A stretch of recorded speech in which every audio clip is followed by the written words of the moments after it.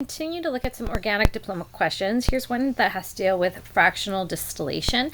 And one thing I tell my classes is it's a term you want to know, just because once you know what it is, it's pretty obvious when they ask you about it.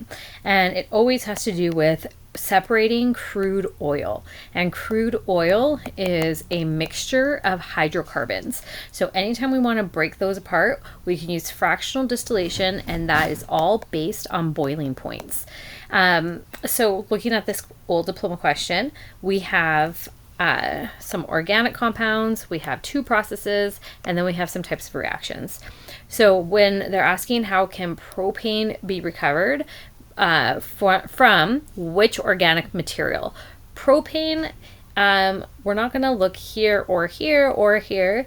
It can be recovered from crude oil because that's how we would separate it.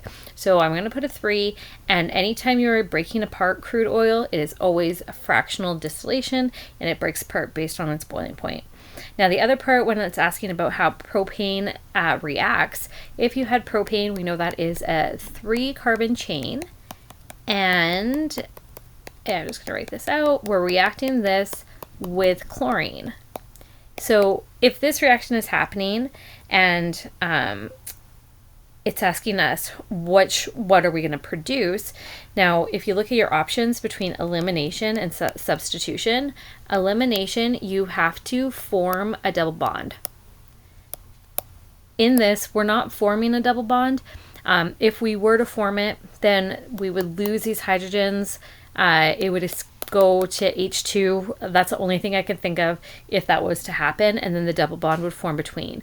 Now, that had nothing to do with the chlorine, so the only other option here would be substitution. So it's going to be number 8, and then what we would form from that is, instead of having these eliminated, we would swap out a hydrogen for a chlorine.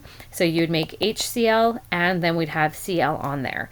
I hope that would make sense. Now, when you would do that, the only option we have here would be number 1, right? Because we'd not form a double bond, so it's not going to end in ENE. It's going to just be 1 chloropropane. The next question is a theory question based on knowing how esters form. So you would want to know that ethyl propanoate ending in O8 is an ester, and esters are always formed from an alcohol and a carboxylic acid. Now, the first part of the name always comes from the OH group, so the alcohol group, and that would be ethanol, so we're to one of these two. And then the second part of the name always comes from the carboxylic acid. So when we're looking at our options between propane and propanoic acid is our carboxylic acid. So the only possibility here is D. As always, I hope you found this helpful. If you did, please subscribe, and if there's any other video I can do for you, just let me know. Thanks for watching.